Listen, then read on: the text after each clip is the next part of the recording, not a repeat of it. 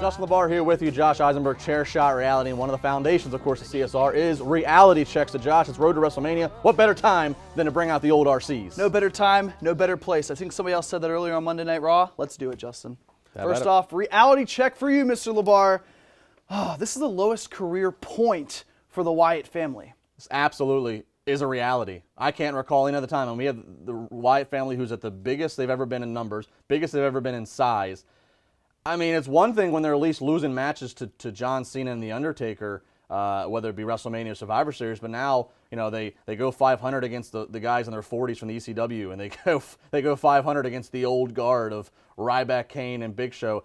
It's just it's a complete waste of talent. I mean, I usually sympathize with writers. It's not easy always to write all of this content, but the Wyatt family is a gift to a writer. You can do anything with them. You can make them fly to the ceiling, and nobody will question it because they're that kind of mystic character. Big reality check here. I'm disappointed in all that's going on with the Wyatt family. Reality check or not, putting focus back on Ryback is the right thing to do. This is a reality, Justin, and I'm not going to say that they should put more focus on him over a character like Bray Wyatt or a character like Dean Ambrose, Brock Lesnar.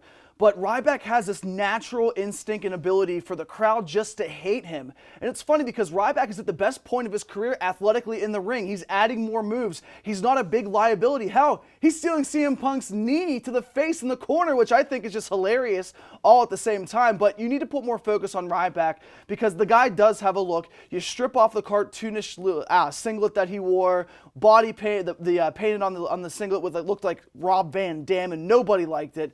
Now, simplify, strip him down, let him go on his own. I think there's potential there. Like I said, maybe not as much focus as other guys that well-deservedly should have, but Ryback definitely deserves some focus, potentially getting back into the Intercontinental Championship picture. He always looked like he'd robbed like an airbrush studio on the boardwalk. It was awful. It was just so bad. It was so cartoonish, so characterish for a big musclehead. Anyway, Vince McMahon dropping the F-bomb, reality or not, Justin, on TV is a big deal. It is a big deal. Reality, absolutely. It is a big deal. You know, it's his company. He can do whatever he wants in theory. I get that. But the fact of the matter is, I mean, come on.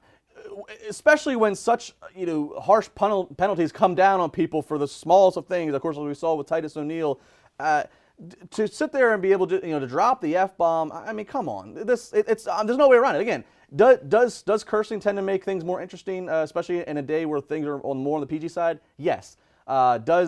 Does it get everybody buzzing? Yes. Is it his company? Yes. But it's still, if you're trying to set an example and we're hearing all this preaching about getting on better behavior and representing the company and we're more professional in that, and then you're going to talk about giving an effing beating to your son in a storyline, it just sounds ridiculous, whatever.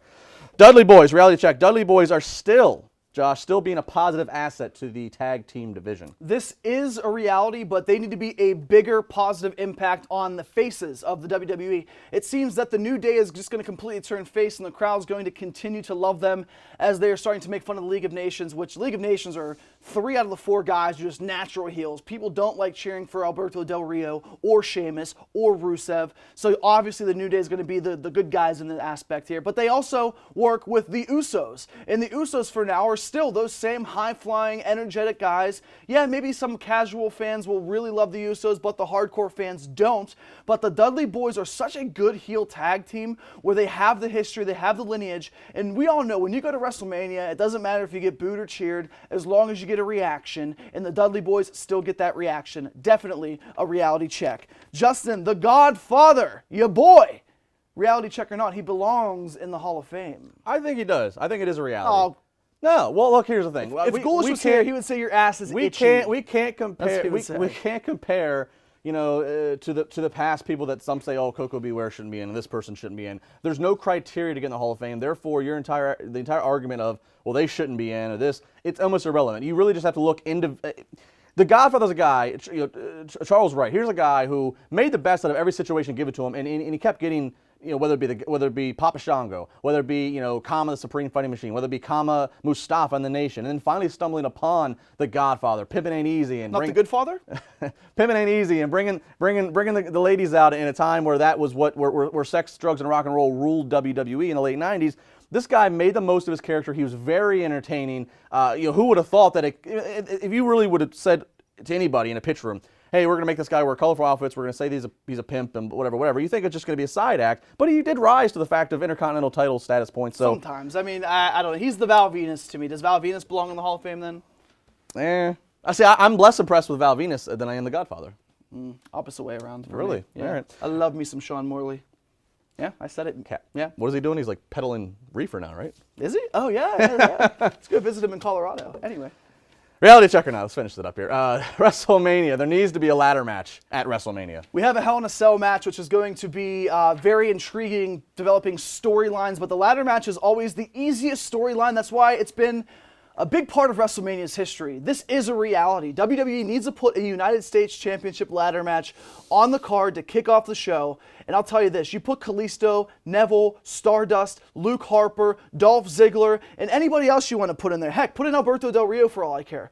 You need a match like this to set the pace of WrestleMania, especially now whenever you're not so sure how the main event top 3 matches are going to play out. A great opportunity for WWE at WrestleMania 32 is to have 2 of their most prestigious stipulation matches take over that entire card, and I think this could be more entertaining from a fan perspective, live and really in person, or live and really on the couch. Ladder match needs to be a part of WrestleMania from here on out, Justin. I missed the Money in the Bank, but I can understand why they have it their own show. I want to see a ladder match for the U.S. title. Josh and Brian are going to talk about Roman Reigns versus Triple H coming up next here on CSR.